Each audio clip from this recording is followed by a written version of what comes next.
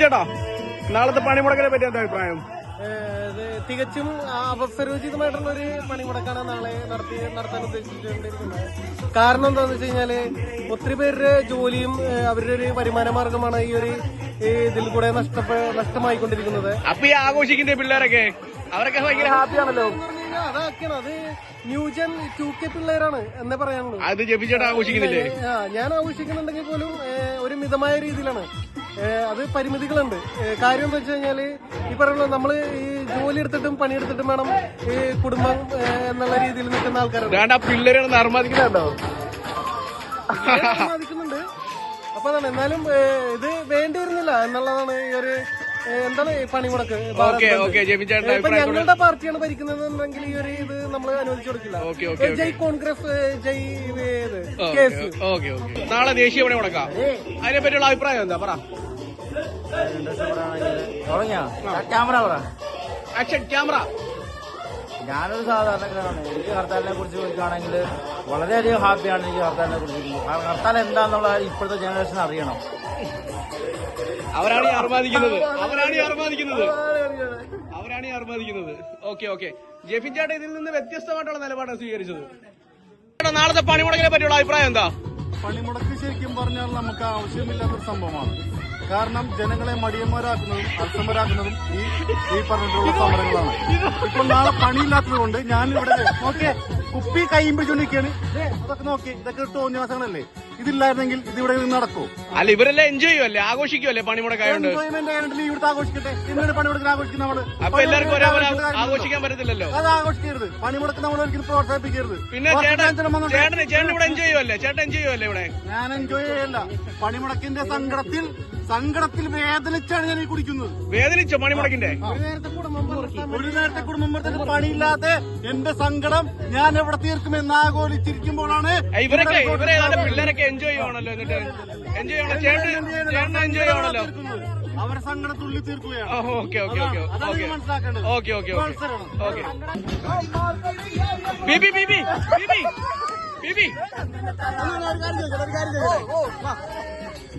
നാളത്തെ പണിമുടക്കിനെ പറ്റിയുള്ള അഭിപ്രായം എന്താ? നല്ല അഭിപ്രായം. പറ. നല്ല അഭിപ്രായമാണ്. സന്തോഷമുള്ളൂ. എൻജോയ് ചെയ്യുക. എൻജോയ്മെന്റ്. സായുജ്യ ഒന്ന് വരുമോ? ഒരു കാര്യം ചോദിച്ചോട്ടെ, നാളത്തെ പണിമുടക്കിനെ പറ്റിയുള്ള അഭിപ്രായം എന്താ? ഒരു ലീവ് കൂടെ കിട്ടി. ഓക്കെ, എൻജോയ് ചെയ്യാല്ലേ? സന്തോഷമുള്ളൂ. ഓക്കെ. സ്നേഹ നാളത്തെ പണിമുടക്കിനെ പറ്റിയുള്ള അഭിപ്രായം എന്താ?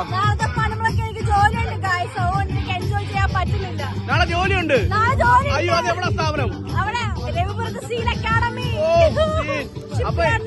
അപ്പൊ ഇന്നത്തെ നൈറ്റ് എൻജോയ് ചെയ്യാൻ പറ്റുന്നില്ല.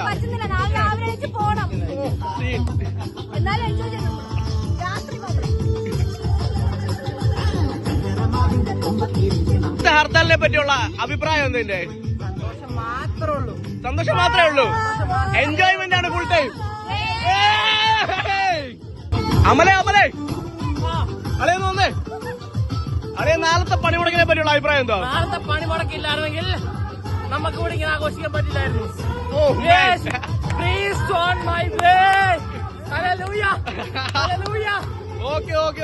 അപ്പൊ പണിമുടക്ക് എൻജോയ് ചെയ്യും അല്ലേ? പണിമുടക്ക് വേണം. ആഴ്ചയിൽ ഒന്ന് വെച്ച് വേണം. ഓക്കെ. രാഹുലേ നാളത്തെ പണിമുടക്കിനെ പറ്റിയുള്ള അഭിപ്രായം എന്താ? പണിമുടക്കുള്ളതുകൊണ്ടല്ലേ ഈ പരിപാടിയൊക്കെ വേണം. ആ പിള്ളേരല്ലേ ഫുൾ എൻജോയ്മെന്റ് അല്ലേ? Full power. ഓക്കെ. അല്ലെ പണിമുടക്ക് എങ്ങനെ? ഇങ്ങനെ വർഷത്തിലൊരിക്കൽ വരണോ അതോ ഇടയ്ക്കിടയ്ക്ക് വരണോ? എങ്ങനെ? ഒരു 4-5 വട്ടം വരട്ടെ. ഇല്ല, ഒരിക്കലും പറയരുത്.